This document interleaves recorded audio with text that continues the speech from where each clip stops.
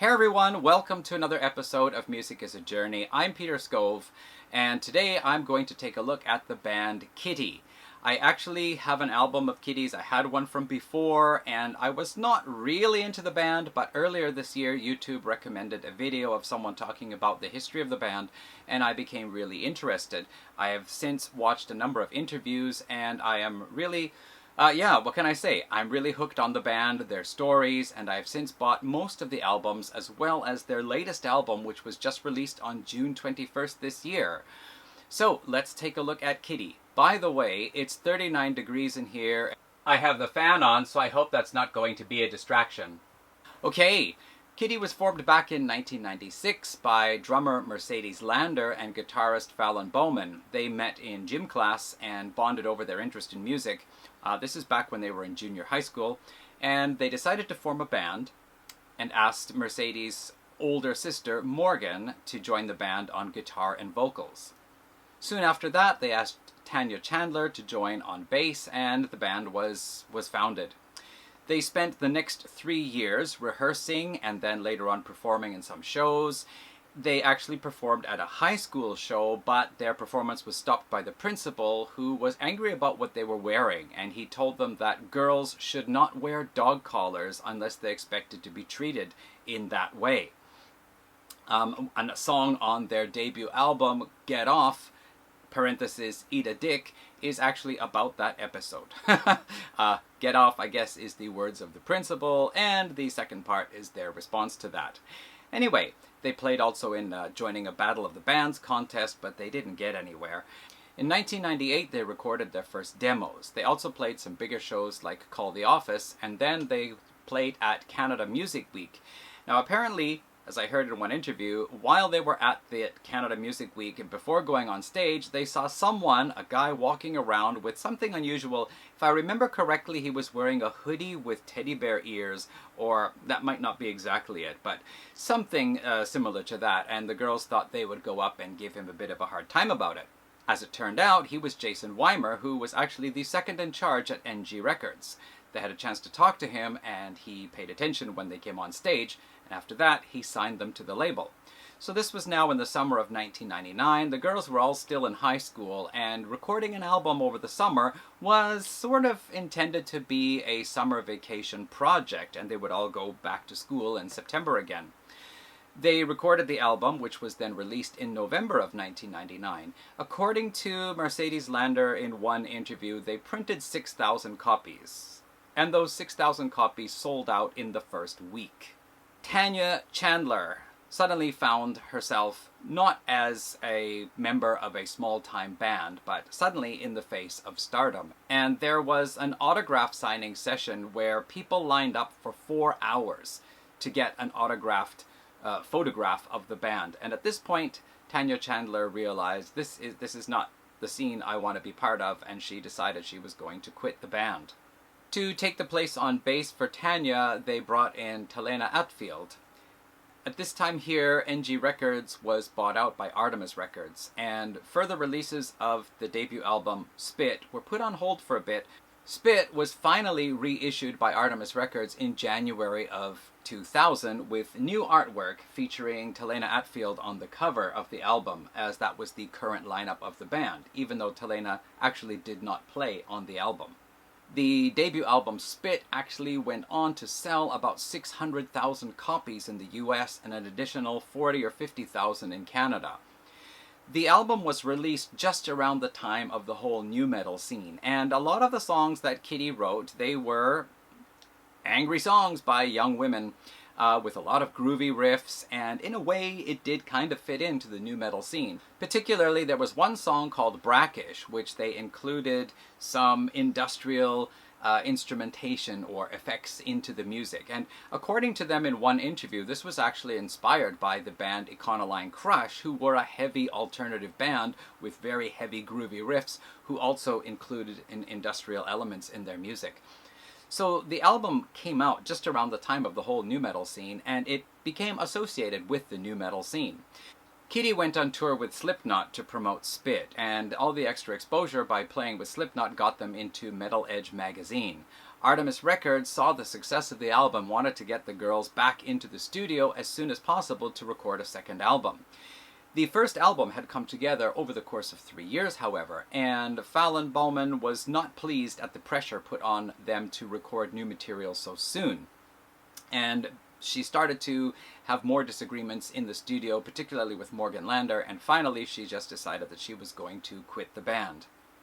The band continued the recording of their second album with their guitar tech Jeff Phillips, who took over, and actually he would later on be a touring guitarist for the band as well.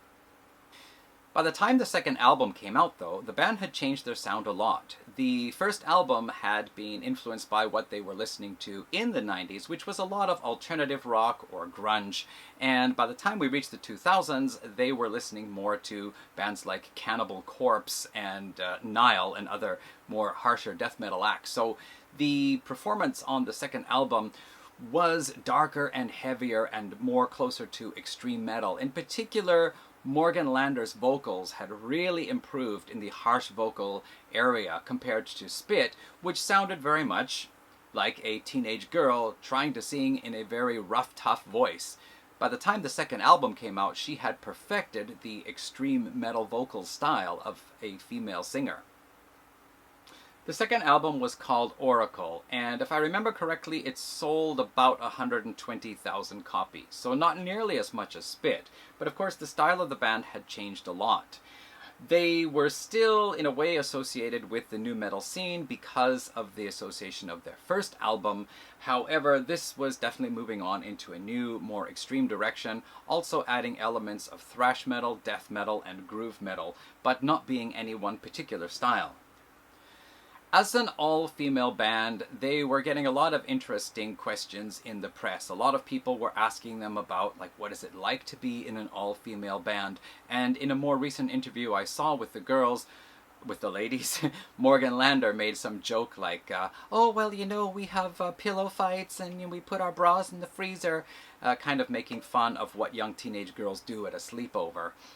They were also often questioned by people, were they really playing their instruments? Because they simply sounded too good to be for women on stage playing, and a lot of people suggested that there were actually men, or their guitar techs were actually behind the stage playing the instruments, and the girls were just faking it. Of course, this is a very strange way of compliment, because, yeah, they actually were that good.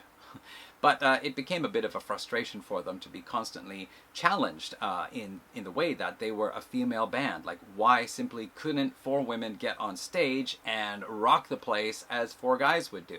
Also, they said it was kind of strange to always be asked about being an all-female or all-girls band. Like, the other bands were all-boy bands, all boys.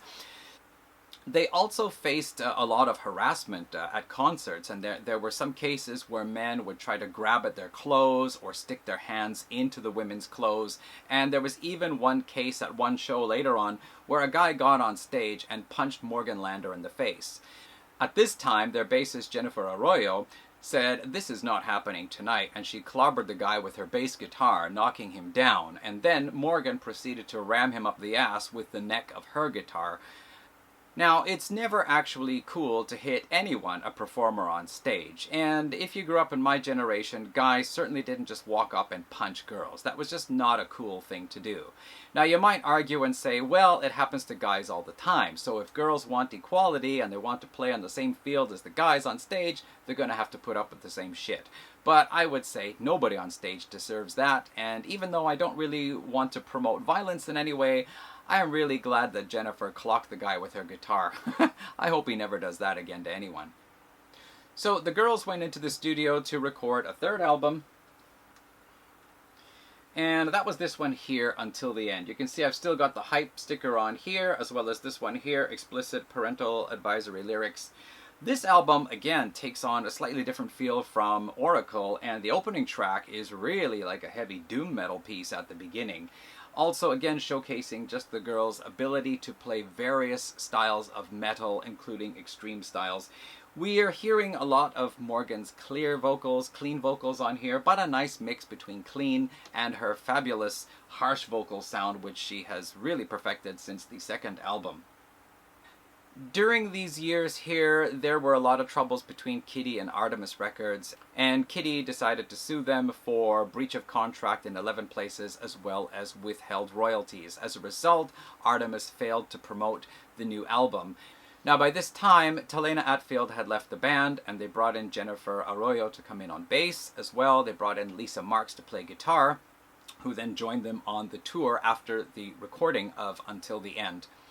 And it was during this time here that they parted ways with Artemis, and as a result of lack of funds, both the new musicians in the band had to leave. Actually, Lisa Marks just quit on her own, and Jennifer Arroyo was very busy with her own personal band as well, and so she just wanted to spend more time doing that and parted ways amicably with the Lander sisters. I think I should have mentioned this earlier, but it's important to note that once the girls suddenly faced big success after the debut album, their father, Dave Lander, quit his job as an executive at Chrysler and stepped in to be the girls' manager. So they had a lot of help from home, support from their father, as well as there were people around them that were just, you know, friends of friends who were involved in the music industry that helped with becoming producers and guitar techs and so on. And I think it's just really cool that, you know, an all-female band who are faced with such opposition, being an all-female band, put into question about their playing abilities or being asked, you know, strange things by reporters, some of them asking inappropriate questions, and of course all the rough treatment by men in the audience. I think it's cool that they actually had a good supportive male team behind them.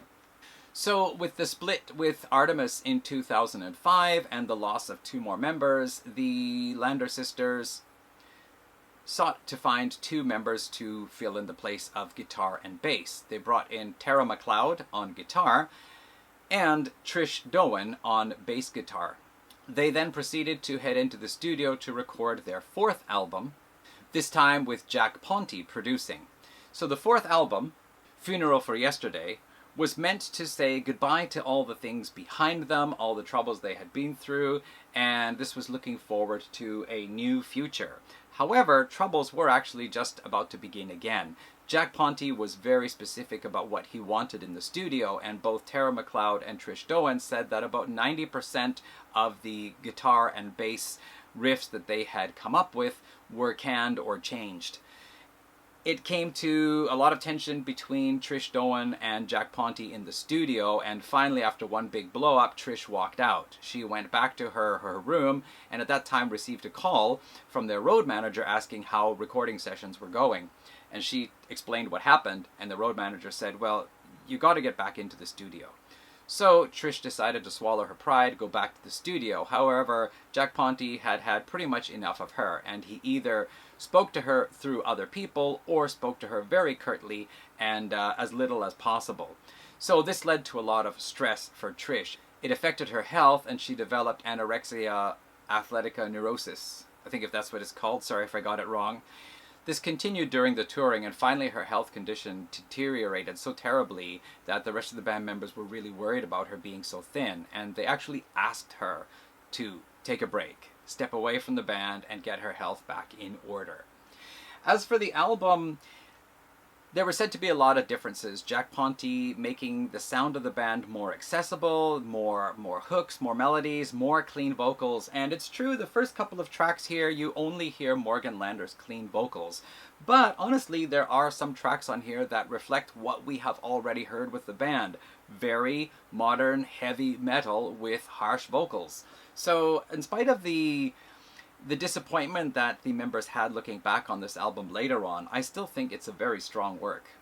So with Trish out of the band, their guitar tech Jeff Phillips was asked to come in once again, this time to play bass during the rest of the tour, and then finally they sought out a new member in Ivy Jenkins, coming in on the bass. But in 2008, the Lander sisters faced great tragedy when their father and band manager, Dave Lander, suddenly died of a heart attack. And this put a big interruption in what the band, in the course of the band at the time. However, they did have the new lineup now with Ivy Jenkins, and they had written new material, and so in 2009, They released their 5th studio album entitled In the Black. And this was again a very positive outlook actually, because it meant to be the opposite of In the Red. Once again, they were looking forward. They also decided that they were going to respond, that this album was going to be a response to the previous album, which, as I said, featured a lot more clean vocals and a lot more catchy melodies in a way, and so this album was meant to be darker and heavier. Although, honestly, I don't see that there is a huge difference in the two albums. Just, there's probably more clean vocals and a little bit more vocal melodies on Funeral for Yesterday. Nevertheless, they put out this album here, another very heavy album. However, one thing that they were noticing was that the Kittie name was somehow still being associated with nu metal, and by this time, nu metal had gone out of fashion. It seemed that the number of fans showing up for concerts were getting fewer and fewer, although there was still a core group that accepted the band for what they were doing at present and not hung up on what they had done way back on the debut album. In the Black was followed in 2011 by their 6th studio album, I Failed You, and actually that one I cannot find on CD. Some of these I had to track down on flea markets in order to get them, and I Failed You I just can't seem to get unless I'm going to pay a lot of money for it. So it's the only Kittie album I don't have. But reviews I've read, some people say it might be their best album yet, whereas other people say that it does, in a way, fail the fans. But I don't know, it really depends on your opinion.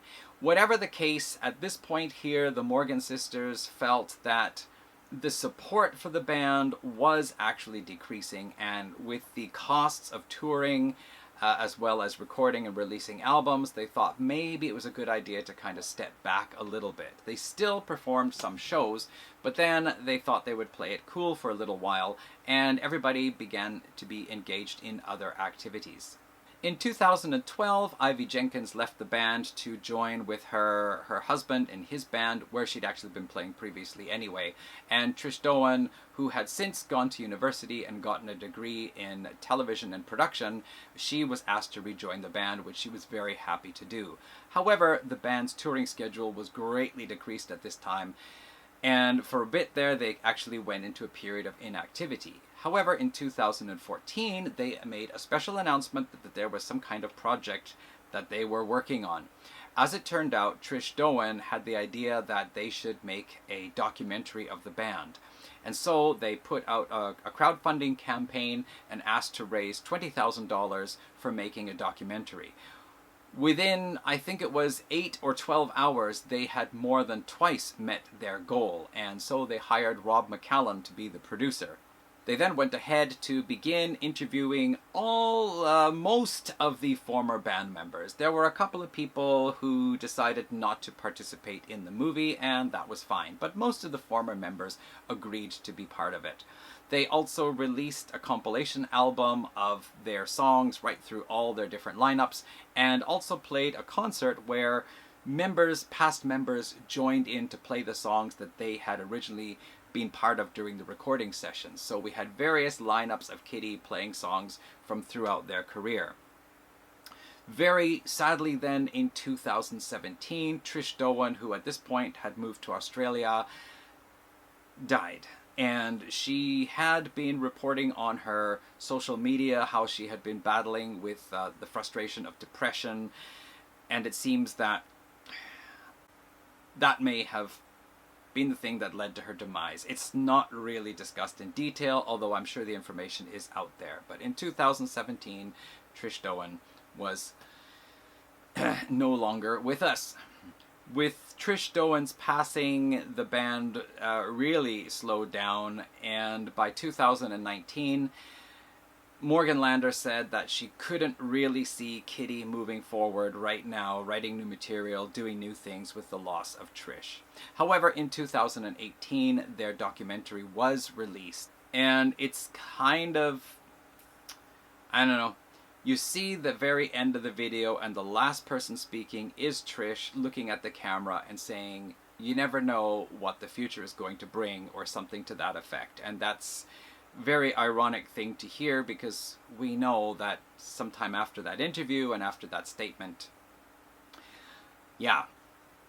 So, Kittie, were basically more or less with a large question mark over their heads, kind of done with, didn't really know what the future was going to be. However, in 2021, there was a kind of resurgence in the interest in nu metal, and a lot of the old nu metal bands were starting to gain popularity again. And it seems as it is, you know, all things come around, and since it had been 20 years now since the height of nu metal, I guess you could say that a lot of the children of the previous fans were now becoming interested in the music. And with that, promoters started asking Kittie if they would perform some shows. So the band came back together again with Morgan Lander and Mercedes Lander, as well as Tara McLeod, and Ivy Jenkins joined again.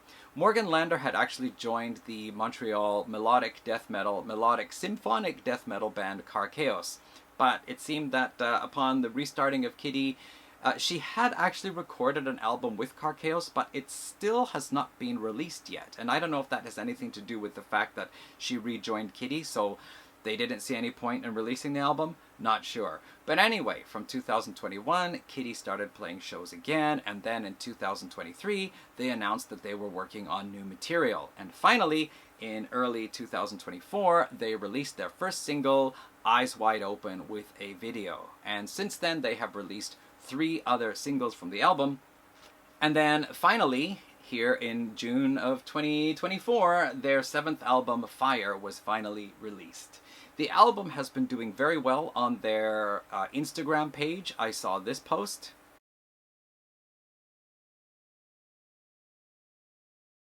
So the album seems to be doing very well in those respective charts. This seems to capture, I feel, really the best of the band. The guitar tone is excellent. Once again, we've got their usual heavy, groovy type riffs.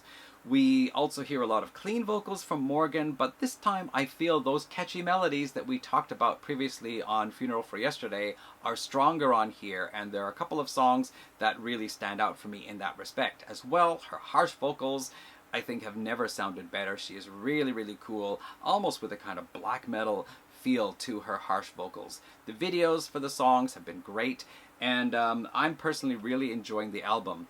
It might be, in my opinion, their best, although, as I said, these albums are still fairly new to me. I've only listened to them all about 3 or 4 times through, and exactly which songs belong to which album I haven't totally sorted in my brain yet, except for, of course, Spit, because Spit really sounds different from the rest of them. But anyway, here we have Kittie back again, so congratulations to them on their first album in 13 years, an excellent piece of work. Some of the interviews I've seen with the current lineup have been absolutely brilliant. I love to hear what they have to say, how they are looking at things now, over 20 years since the release of their debut. And also just the stories of all the things they've done and the things they've been through. And just knowing what they're doing outside of the band Kittie. Mercedes Lander plays guitar and sings lead vocals in a doom sludge metal band, I think it is, called Black Swan. Tara McLeod is performing in various different bands, including one with Jasmine Whiteglass, who is the younger sister of Alyssa Whiteglass, who is, of course, the vocalist for Arch Enemy. So they're all coming from London, Ontario, them being friends. So yeah, Tara McLeod plays with Jasmine in her band. She also plays with an Alberta all-female country band called Nice Horse, and she's been active in a couple of other bands as well. Ivy Jenkins with her husband's band, and Morgan Lander. Well, actually, I'm not really sure what else she's been doing, but she's looking really fit, like she's been going to the gym a lot, so that's cool. So anyway, my apologies for a rather choppy video this time, but I did want to keep checking my notes and make sure I didn't forget anything important. But thank you very much for watching this video, and please do check out the album Fire by Kittie, and hey, while you're at it, why not check out their older stuff as well. Okay, thanks for watching the video today, everyone, and I'll see you back in another week or so with another video. Take care all, and bye.